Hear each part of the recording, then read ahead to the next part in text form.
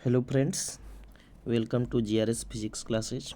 आज आप लोगों का जो है क्लास 11 जो टेस्ट हुआ था फिजिक्स का चैप्टर 5 का कार्य ऊर्जा और शक्ति, उसका जो सॉल्यूशन है मैं एक एक लाइन को सॉल्यूशन को करा देता हूं। आप लोगों को बढ़िया से इसको जो है देख लीजिएगा, आपको बहुत फ़ायदा करेगा। देखिए पहला क्वेश्चन को हम लेते हैं बच्चों। तो ये पहला क्वेश्चन जो है हम लोग जो है पहले क्वेश्चन को लेते हैं और पढ़ते हैं। देखिए पहला क्वेश्चन जो है कह रहा है कि जो है निम्न में, यहाँ से पहला क्वेश्चन को लिया जाए, निम्न में ऊर्जा का मात्रक कौन होता है, इसमें बताना है निम्न में ऊर्जा का। तब पहले एक चीज़ बता दें आपको बच्चों, ऊर्जा, तो ऊर्जा की बात आई है तो ऊर्जा के जो है मात्रक होते हैं जूल भी, ऊर्जा का मात्रक कैलोरी भी होता है बच्चों, कैलोरी भी होता है, और ऊर्जा का मात्रक इलेक्ट्रॉन वोल्ट भी होता है। इलेक्ट्रॉन वोल्ट याद रखिएगा, इलेक्ट्रॉन वोल्ट भी होता है।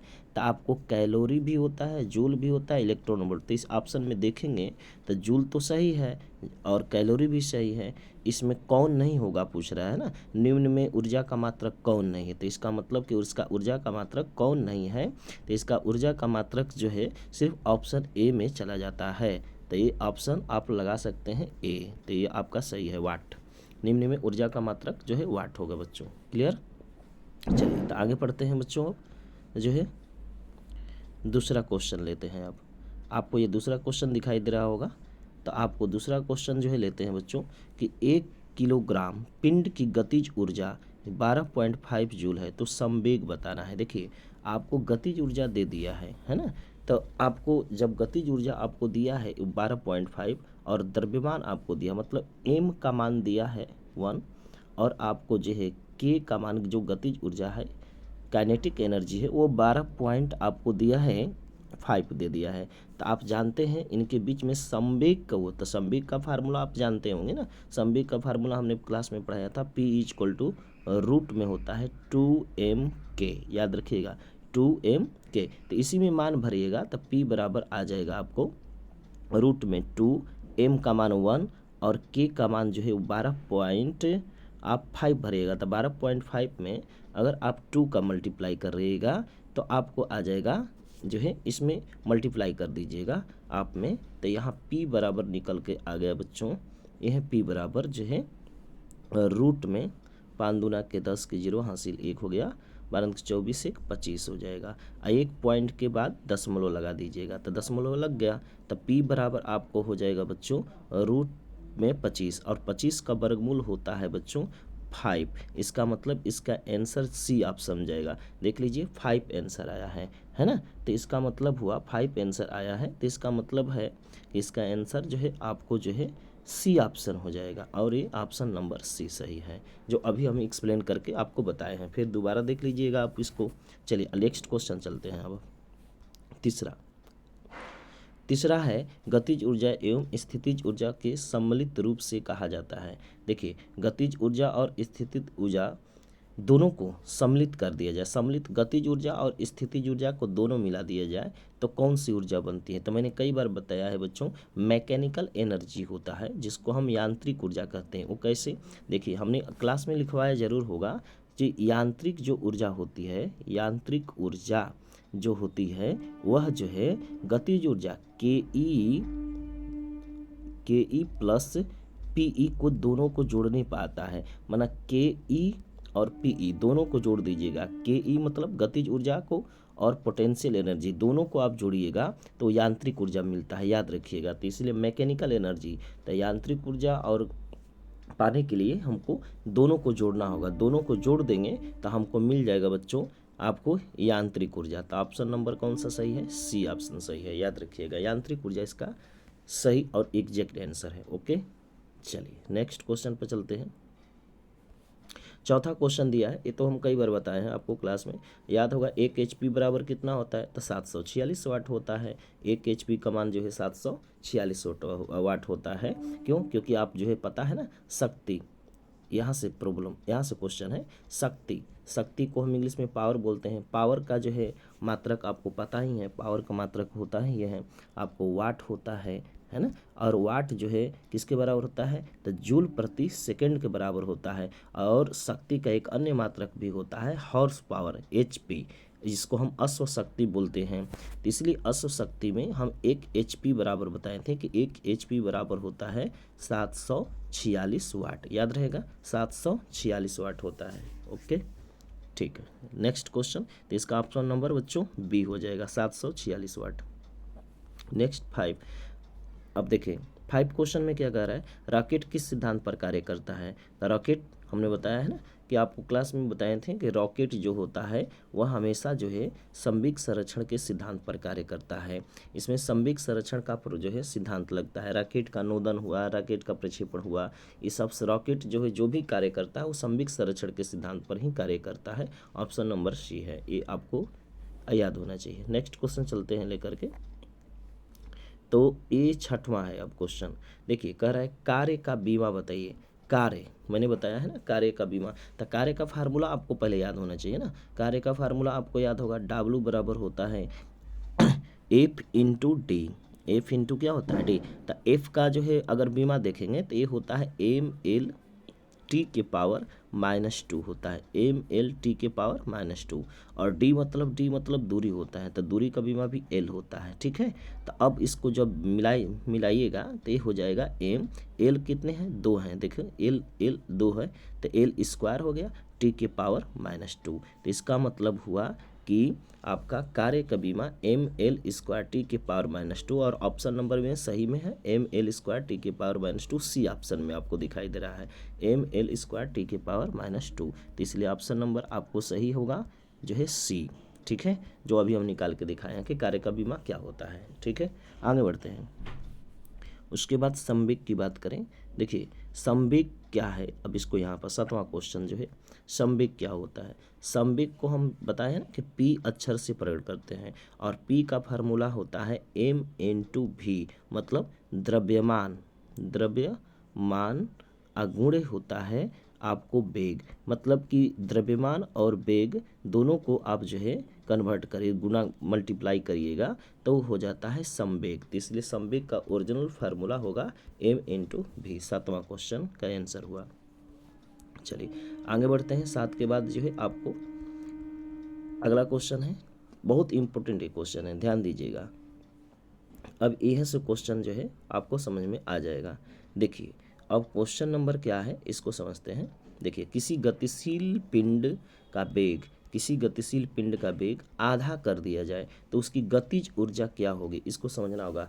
पहले गतिज ऊर्जा का फार्मूला आपको सबको पता होना चाहिए, K बराबर होता है 1/2 mv² होता है। ठीक है, तो देखिए जब हम मास बढ़ाएंगे, देखिए कांस्टेंट है, इससे कोई मतलब हमारा नहीं है। खाली देखो किसी भी मतलब गतिज ऊर्जा होगी वह m पर निर्भर करेगी और v पर निर्भर करेगी।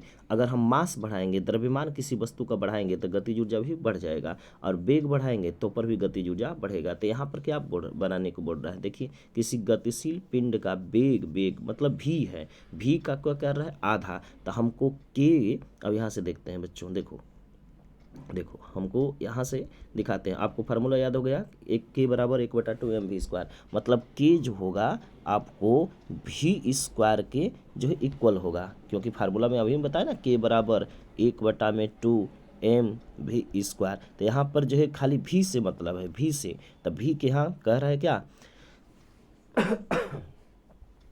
v का आधा कर देते हैं, बोल तो रहा आधा करने पर, तो v को आधा करो, 1/2 पर स्क्वायर हो जाएगा।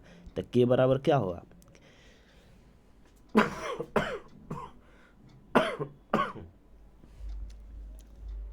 1/2 का स्क्वायर, तो 1/4 हो जाएगा। K का माना गया, तो मतलब 1 का चौथाई है, इसको बोलते हैं 1/4 का मतलब होता है कौन सी, चौथाई। 1/4 का मतलब ही होता है चौथाई, इसलिए 8वां का आंसर होगा डी। ऑप्शन नंबर डी चौथाई सही है, ये वाला। ठीक है, इसको कर लीजिएगा आपको। नेक्स्ट क्वेश्चन 9वां। देखिए 9वां क्वेश्चन क्या है, कह रहा है 9वां क्वेश्चन में हम बात कर लेते हैं। तो 9वां क्वेश्चन है क्या, अब देखिए, कार्य करने की क्षमता को, ये तो डायरेक्ट है ना, कार्य करने की क्षमता को हम क्या करते हैं, ऊर्जा कहते हैं, सभी को पता है कार्य करने की क्षमता को ऊर्जा कहते हैं, इसमें कोई ज़्यादा प्रॉब्लम नहीं है। 10वां क्वेश्चन देखते हैं। देखिए 10वां क्वेश्चन में थोड़ा सा ना हम क्वेश्चन को जो है यहाँ पर फॉल्ट है, यहाँ मतलब कि आपको ऊर्जा की जगह कार्य लिखना है, याद रखिएगा, मैंने क्लास में सुधरवाया था इसको, कार्य तक। इसका क्वेश्चन कहने का मतलब है कि कार्य का एसआई मात्रक वही होता है जो खाली स्थान डॉट डॉट किसका होता है। तो देखिए कार्य का जो है एसआई मात्रक जो बच्चों जूल होता है, याद रखिएगा, कार्य का एसआई मात्रक जूल। तो यहाँ से देखिए ऑप्शन नंबर ए, तो शक्ति है, तो शक्ति कहते हैं एसआई मात्रक जो है क्या होता है, वाट होता है, ये तो होगा नहीं, ठीक है। बल देखें तो बल का एसआई मात्रक न्यूटन होता है, ये भी नहीं होगा, इसी तरह कट गया। और संवेग तो यहाँ पर जो एम इंटू वेग है, तो ये भी नहीं होगा। और ऊर्जा यहाँ बच गया, तो ऊर्जा ही शक्ति का एसआई मात्रक होता है, क्योंकि ऊर्जा का भी मात्रक जूल होता है। तो क्वेश्चन में साफ दिया है कार्य का एसआई मात्रक वही होता है जो किसका मात्रक होता है, ऊर्जा का। तो कार्य और ऊर्जा दोनों सेम है, इसलिए दोनों का एसआई मात्रक जो है सेम होगा, जूल। तो इसलिए ऑप्शन नंबर 20 सही है। ओके, चलिए 10वां क्वेश्चन चलते हैं। 11 क्वेश्चन बहुत इंपॉर्टेंट है, ध्यान दीजिए। 11 क्वेश्चन में क्या कह रहा है अब समझते हैं। यहाँ पर देखिए, भी चाल से, चाल हमारा क्या दिया है, भी चाल से अगर x जो है द्रव्यमान का, द्रव्यमान हमारा बच्चों क्या है, x है, और चाल क्या है, भी है, कोई वस्तु के पास कितनी गतिज ऊर्जा होगी। तो फार्मूला तो आपको पता है ना, देखो फार्मूला तो ही दिखा है, देखिए 1/2mv²। तो ये नहीं होगा, जो ऑप्शन ए हमारा होगा तो ये गलत है, ये नहीं होगा। ये आपको याद रखना होगा, हमारा फार्मूला ए होता है 1/2mv²। तो 1/2 का तब 1/2 लिखिएगा m। तो यहाँ देखिए द्रव्यमान हमारा m नहीं है, x है, तो इसके लिखिए x लिखेंगे। और चाल क्या है, भी, तो भी तो है, तो भी पे स्क्वायर लिखेंगे यहाँ पर। तो इसलिए 1/2 x भी स्क्वायर होगा। और ऑप्शन में खोजेंगे तो x/2 x भी स्क्वायर आपको पता चल जाएगा, यहाँ क्या मिल जाएगा आपको, x/2 आपको यहाँ सी ऑप्शन में दिखाई दे रहा है, 1/2 x भी स्क्वायर, ये सही होगा, ठीक है। ओके, चलिए 12 क्वेश्चन में हम चलते हैं। अब 12 क्वेश्चन को देखा जाए, देखिए 12 क्वेश्चन अच्छा है, इसमें कोई दिक्कत नहीं है। 12 क्वेश्चन में सबसे इम्पोर्टेंट 12 क्वेश्चन है। देखिए 12 क्वेश्चन में क्या कह रहा है, 10 kg का द्रव्यमान, मतलब m का मान हमको दे दिया है बच्चों, m बराबर क्या दिया है, 10 kg, ठीक है। एक वस्तु को धरती से 6 मीटर की ऊंचाई तक उठाया गया है, तो मतलब एच का मान दिया है 6 मीटर दिया है, तो उसमें उपस्थित ऊर्जा ज्ञात करना है। तो देखिए ऊर्जा अगर हम लगाएंगे तो गतिज ऊर्जा और स्थितिज ऊर्जा दोनों होती है। तो गतिज ऊर्जा लगाएंगे तो फार्मूला होता है 1/2 mv² होता है। यहाँ m और v चाहिए ना, तो m यहाँ पर तो दिया है लेकिन v तो नहीं दिया है, तो इसका मतलब है कि a वाला फार्मूला नहीं लगेगा। तब क्या लगेगा आपको, स्थितिज ऊर्जा का यहाँ फार्मूला लगेगा। स्थितिज ऊर्जा का फार्मूला क्या होता है, mgh होता है बच्चों। m का मान आपको दिया है कितना, 10, तो 10 लिखिए। और g का मान देखिए यहाँ पर दिया है 10 दिया है, तो यहाँ भी 10 भर दीजिए। और h का मान कितना दिया है, 6 दिया है, तो 6 अब गुणा कर दीजिएगा, तो 10 में 10 10 में 100, 100 में 6 का गुणा करिएगा, कितना हो जाएगा आंसर, 600 हो जाएगा। तो आपका एग्जैक्ट आंसर 600 जूल आएगा। क्लियर है। तो ऑप्शन में देख लेते हैं कौन सा है ऑप्शन में। तो ऑप्शन नंबर देखिए यहाँ पर आ गया ऑप्शन नंबर, तो ये ऑप्शन नंबर सही है, ये 600 जूल सही आंसर है। ओके, ठीक। नेक्स्ट क्वेश्चन, अब यहाँ से आते हैं, 12 क्वेश्चन कंप्लीट हो गया। अब यहाँ से देखिए आपको जो है टोटल जो है ऑब्जेक्टिव जो है आपको जो है 20 ही क्वेश्चन है। तो फिर से हम देखते हैं इसको बच्चों, यहाँ से देखिए क्वेश्चन क्या कह रहा है, कुली के द्वारा, मैं क्लास में कई बार बताया हूँ, कुली के द्वारा किया गया कार्य कैसा होता है।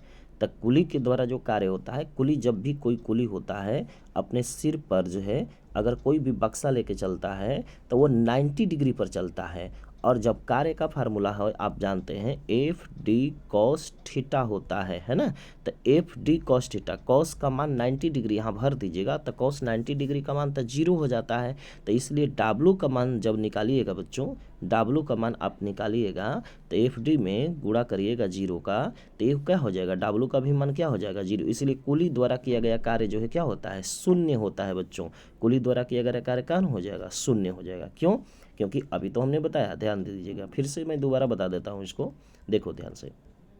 देखो, जब कोई कुली होता है, कुली अपने सिर पर बक्सा लेके चलता है, तो वो जब सिर पर चलता है एकदम सीधा चलेगा, तो सीधा चलेगा तो वहाँ कोण कितना 90 डिग्री का बना, तो इसलिए थीटा का मान 90। और फार्मूला में आपको पता ही है कि डाब्लू बराबर क्या होता है, एफ डी कॉस थीटा होता है। तो जब यहाँ कॉस थीटा का मान भरिएगा 90, तो कॉस 90 डिग्री का मान क्या हो जाएगा 0। तो एफ डी में जब 0 का गुणा होगा तो डाब्लू बराबर तो हमारा 0 ना हो गया आंसर। इसलिए कुली द्वारा किया गया कार्य पूछ ही रहा है, तो सी ऑप्शन शून्य हो जाएगा।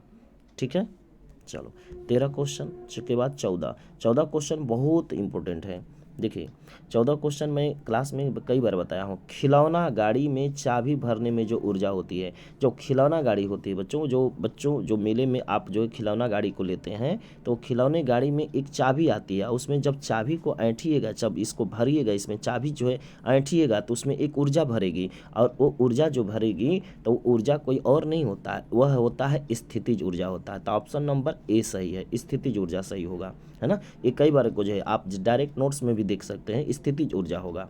जब कोई भी खिलौना गाड़ी में ऊर्जा भरते हैं तो इसमें स्थितिज ऊर्जा भर जाती है। ठीक है, तो ऑप्शन नंबर ए सही है। 15 क्वेश्चन देखते हैं। अब ये देखिए 15 क्वेश्चन जो है हमने इसको जो है लॉन्ग क्वेश्चन में भी कराया है।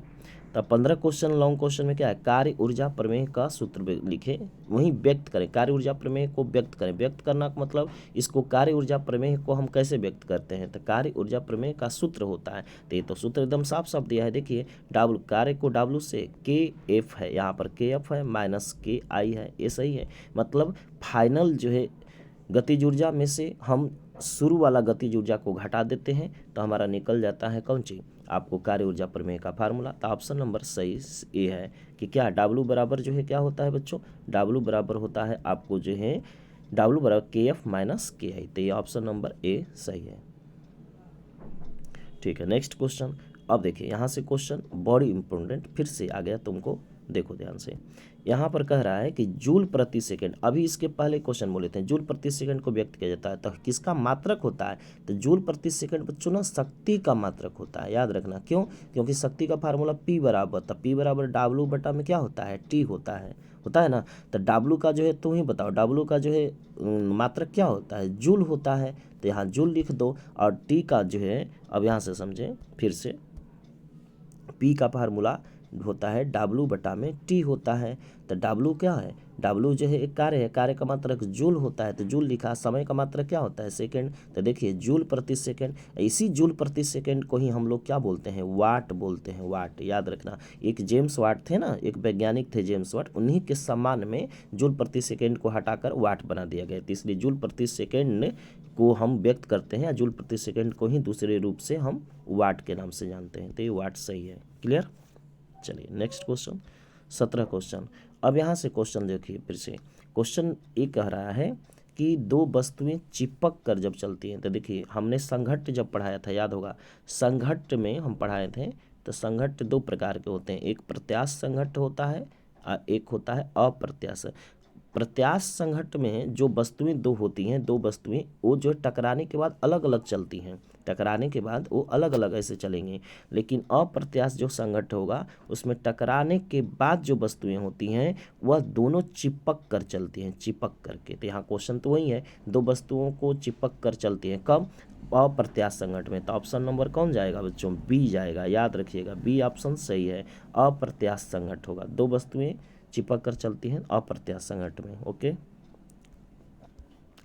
18 क्वेश्चन देखो। अब देखो ये 18 जो क्वेश्चन है, कई बच्चे पूछ रहे थे कि सर ऑप्शन नंबर डी जाएगा कि ए जाएगा। देखो कार्य का सूत्र पूछ रहा है, तो ये देखो ऑप्शन में खुद दिया है, कार्य का फार्मूला तो हम लिखवाए हैं, डब्ल्यू बराबर एक होता है एफ इंटू डी। तो एफ इंटू डी तो इसमें नहीं है, तो एक और तो फार्मूला होता है, डब्ल्यू बराबर क्या, एफ डी कॉस थीटा होता है, एफ डी कॉस थीटा। तो यहाँ तक देखा जाए तो पहला ऑप्शन तो मिल ही रहा है कि डब्लू बराबर एफ डी कॉस थीटा, तो ये नहीं मिला, ये नहीं मिला, तो ये तो मिल रहा है ना, तो ये मिल रहा है, तो इसलिए ऑप्शन नंबर ए सही है। नॉन में नहीं जाएंगे, नन में नहीं जाएंगे, याद रखिएगा, नन में नहीं जाएंगे, क्योंकि डब्लू बराबर एफ डी कॉस थीटा ये भी सही है, तो इसलिए करेक्ट सही है। 18 का क्वेश्चन ए होगा ऑप्शन, ठीक है। 19, अब 19 पर थोड़ा सा देख लेते हैं हम लोग, 19 क्वेश्चन क्या कहता है। देखो 19 क्वेश्चन क्या है तुम्हारा, ये 19 क्वेश्चन देख लेते हैं बच्चों।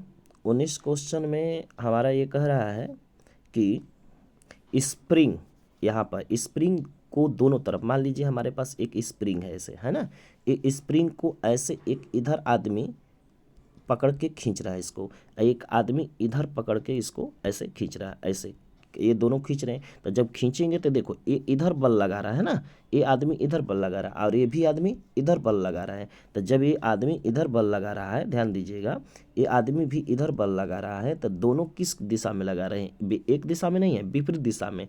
ये इधर लगा रहे हैं, ये इधर, अपोजिट बल लगा रहे हैं। तो अपोजिट लगा रहे हैं तो इसका मतलब हुआ कि स्प्रिंग को खींचने में जो कार्य हो रहा है वह अपोजिट हो रहा है, ऋणात्मक कार्य हो रहा है। तो इसका मतलब इसका आंसर एग्जैक्ट जो है बच्चों चला जाएगा आपको, क्या जो है ऋणात्मक आंसर, ओके, ऋणात्मक। चलिए लास्ट क्वेश्चन हम देखते हैं 20, निम्नलिखित में से किसमें गतिज ऊर्जा नहीं है। तब देखिए गतिज ऊर्जा नहीं है पूछा है इसमें, है ना। तो गतिज ऊर्जा क्या होती है, मतलब कि किसी वस्तु में गति के कारण उसमें जो ऊर्जा होती है उसी गतिज ऊर्जा। तो हमें इसमें छांटना है कि कौन गतिज ऊर्जा नहीं है। तो देखो बहता हुआ पानी, कोई पानी बह रहा है, तो नदियों का पानी होता है, झरना का पानी होता है, बहता है, तो उसमें गतिज ऊर्जा होता है, तो सही है, गतिज ऊर्जा होता है, इसमें गतिज ऊर्जा है। गिरता हुआ नारियल, कोई पेड़ से, अगर कोई पेड़ है तो उस पेड़ से नारियल क्या हो रहा है, गिरता है। तो जब पेड़ से नारियल गिरता है तो नीचे में आएगा तो गतिज ऊर्जा होगा, तो ये भी तो सही है, ये भी क्या है, सही हो गया है, ये भी हमारा सही है। तो मना बहता हुआ पानी में भी गतिज ऊर्जा होता है और गिरता हुआ नारियल में भी गतिज ऊर्जा होता है। तीसरा में देख लेते हैं, उठाया गया हथौड़ा। हाँ, ये जो है आपको ऑप्शन नंबर दिखाई दे रहा होगा, उठाया गया हथौड़ा। ये जो हथौड़ा उठाते हैं, कोई भी हथौड़ा, जैसे कि एक आदमी है, जमीन पर एक हथौड़ा पड़ा हुआ है, ठीक है, एक हथौड़ा है जो ऐसे, एक हथौड़ा है जो जमीन पर पड़ा हुआ है, तो इसको उठाएगा ये हथौड़ा को। तो जब बच्चे हथौड़ा को उठाएगा, इसको ध्यान दीजिएगा, हथौड़ा को उठाएगा तो इसमें पहले होगा स्थितिज ऊर्जा, है ना, उठाएगा। तो उठाने में जो, तो इसमें उठाया गया हथौड़ा खाली उठा रहा है, तो इसलिए इसमें स्थितिज ऊर्जा है, इसमें क्या है, स्थितिज ऊर्जा है, गतिज ऊर्जा नहीं है। तो ये पूछ रहा है निम्नलिखित में किसमें गतिज ऊर्जा नहीं है, तो इसमें नहीं है, उठाया गया हथौड़ा में गतिज ऊर्जा नहीं है, क्या है, स्थितिज ऊर्जा है, याद रखिएगा, स्थितिज ऊर्जा होता है। जब हाँ हथौड़े को उठा करके जब जो है किसी जो है चीज़ पर पीटना शुरू कर देंगे, ऐसे पीटेंगे इस पर, तब उसमें गतिज ऊर्जा आएगा। खाली उठाएंगे तो उसमें जो है गतिज ऊर्जा नहीं होगी, स्थितिज ऊर्जा होगी। ओके, समझ में आ गया होगा मैं क्या बोलना चाहता हूँ। तो इसलिए इसका एग्जैक्ट आंसर होगा बच्चों सी ऑप्शन, उठाया गया हथौड़ा, ये आपका सही आंसर है, ठीक है। अब तो ये शॉर्ट क्वेश्चन है, आप लोग जानते होंगे शॉर्ट क्वेश्चन तो, है ना। शॉर्ट क्वेश्चन में एक जो ये लड़का को बोल रहा था कि थोड़ा कन्फ्यूजन है इसमें, तो मैं दिखा देता हूँ। एक लड़की का भार, देखिए ये भार है 400 न्यूटन है, ये द्रव्यमान नहीं है। भार मतलब एक प्रकार का जो है सच कहिए तो बल ही होता है, माने ये एफ का मान है, और एफ का फार्मूला होता है m/g होता है। क्यों, क्योंकि हम कोई बस एक लड़की भार, जब हम पृथ्वी से कोई सी वस्तु को ऊपर उठाते हैं तो उसमें त्वरण उत्पन्न होगा, वो त्वरण जो है ए जो है कन्वर्ट हो जाएगा जी में, तो इसीलिए हम F बराबर m/a होता है, लेकिन m बराबर हम m यहाँ पर फार्मूला जी का लगा देंगे। तो इसका मतलब हुआ कि F का मान दिया है कितना, 400, F का मान कितना दिया है, 400, तो मतलब ये mg का मान 400 है। तो हम देखो ऐसे शॉर्टकट में हम बना देते हैं इसको, तो इसका मतलब हुआ कि F का मान जो है हमको दिया है 400, F का मान कितना है 400 mg, 400 है, तो इसलिए F का फार्मूला भी बताएं mg होता है, तो mg का मान हो गया 400, याद रखिएगा। और 8 मीटर ये क्या है, h का मान है, और 20 ये क्या है, टाइम है हमारा। तो हमको कह रहा है लड़की के द्वारा शक्ति ज्ञात करिए, तो शक्ति का फार्मूला तो आपको याद है ना, P बराबर जो है क्या होता है, P बराबर mgh बटा में T होता है। तो देखिए हमको P निकालना है, तो mg का डायरेक्ट मान यहाँ से हो जाएगा mg का मान 400, तो mg का मान 400 रख दो, और h का मान कितना दिया है 8 है, तो 8 रख दो। अब बट्टा में कितना है 20, तो यहाँ 20 लिख देना। अब एक सोना से एक सोना कट जाएगा, 2 से इसको कटा दो 20 बार में, 20 का गुणा कर दो 8 में बच्चों, तो 8 दूना के 16 मतलब 160 आंसर आ जाएगा MGH में। क्योंकि mg का मान दिया है यहाँ से, f बराबर 400 है तो f का मान mg होगा, mg का ही मान 400 है, तो इसलिए एग्जैक्ट आंसर हो जाएगा बच्चों। यहाँ जो है मैंने बना दिया है, इसका एग्जैक्ट आंसर क्या हो जाएगा, एग्जैक्ट आंसर हो जाएगा जो अभी हमने लाया है 160, 160 कौन चीज वाट हो जाएगा, 160 वाट। क्लियर हो गया है ना। P बराबर आपको फार्मूला यही लगाना है, P बराबर MGH बटा में T। तो mg का मान ही 400 है, याद रखिएगा, और mg का मान 400 है और h का मान 8 है। अब बट्टा में 20 कर दो, तो एक सोना से एक सोना कटा दो, 2 से ये कट गया 20 बार में, तो 20 में 8 का गुणा करिएगा तो कितना आएगा 160, तो इससे आंसर 160। और बाकी ये कार्य क्या है ना, कि इसके सूत्र को लिखें, इसका मात्रक की तो आप जानते हैं, है ना, इसमें कोई दिक्कत नहीं है, लॉन्ग क्वेश्चन है। ऊर्जा संरक्षण के सिद्धांत क्या है, न तो ऊर्जा कभी खत्म होती है न तो कभी नष्ट होती है, एक रूप से दूसरे रूप में क्या होती है कन्वर्ट होती है, ये आपने लिखा होगा। और कार्य ऊर्जा प्रमेय को हमने दिया था बच्चों सिद्ध करने के लिए, ठीक है, और इसमें आपको इस सिद्ध कर दिए होंगे, कोई दिक्कत नहीं। ऑब्जेक्टिव क्वेश्चन देख लीजिए। इसी के साथ जो है बच्चों ये वीडियो जो है आपको कितना हेल्पफुल किया, इसका आप मुझे सपोर्ट करें और कमेंट में ज़रूर लिखें। आप जो है 11th क्लास का ये वीडियो हम बनाए हैं बच्चों, ये टेस्ट का आप जो है सभी लोग देखें, और इसका कुछ न कुछ एक्स्ट्रा सॉल्यूशन हमने दे दिया है, ठीक है। ओके, थैंक यू आपको जो है इस सेशन में को देखने के लिए और जुड़ने के लिए।